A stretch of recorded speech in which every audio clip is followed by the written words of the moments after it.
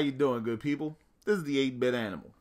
And one of the sad truths about the NES library is that there weren't really any good action sports games on the NES.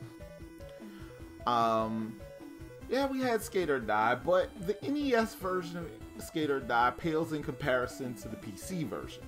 Same with Ski or Die. Skate or Die 2 was... half of the game was okay, the half that was okay being the half pipe. The rest of the game, not so much. California Games was middling at best on the NES. Then today's game, absolutely horrendous. And we're not even going to talk about how TNC Surf Design's Wood and Water Rage was half a game. Most of those games weren't very good for an assortment of reasons. This one, it's an ugly video game. It sounds bad. It controls horribly. The events are okay, but everything else is just the epitome of mediocre. It was published in 1990 by Parker Brothers.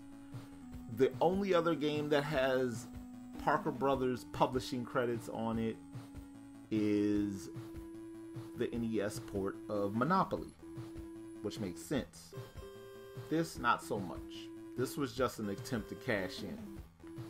And I get it. Video games were big money. They still are. Today, I'm sorry, y'all, but we gotta talk about Heavy Shreddin.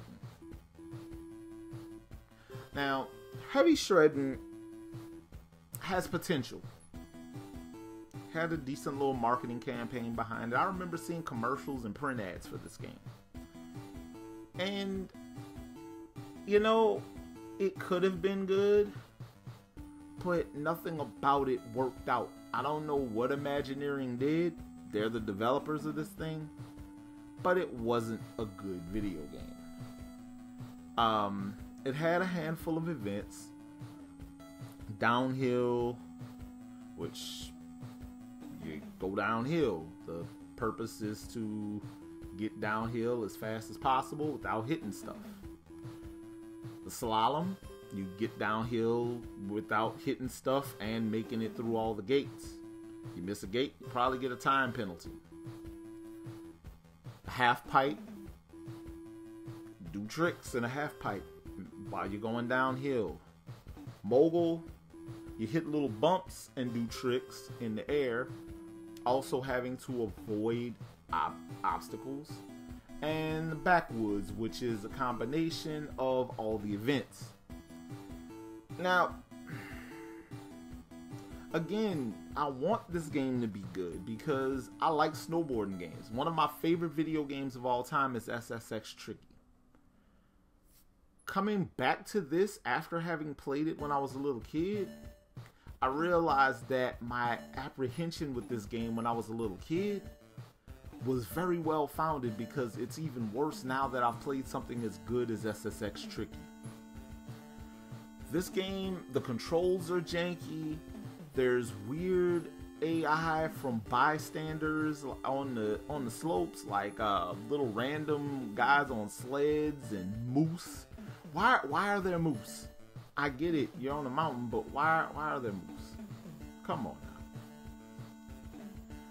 But yeah, this game is not good at all, and the random picture still of the girl that pops up after some of the events that says cool and awesome and bitchin' and whatever else she says, that don't help it. This game is just not good. Yeah, it's honestly one of the worst action sports games on the NES, and that's saying a lot, because have you ever tried to do any type of skiing in winter games? Now, if you decide you want a copy of this, I don't know why you would. You can get a copy for as low as $1. It probably costs more to ship it than it costs to buy it. there is nothing redeeming about this video game. It's awful. We can kind of, you know, preservation is important, and we want to preserve video games and keep them around for as long as possible. But some games make a real good case for being left in the past. This was one of them.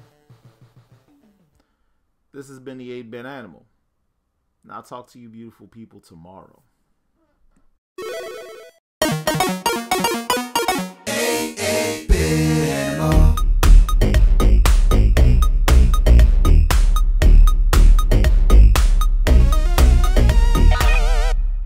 Tomorrow, you know, you gotta be an awful piece of video game for everyone to despise you.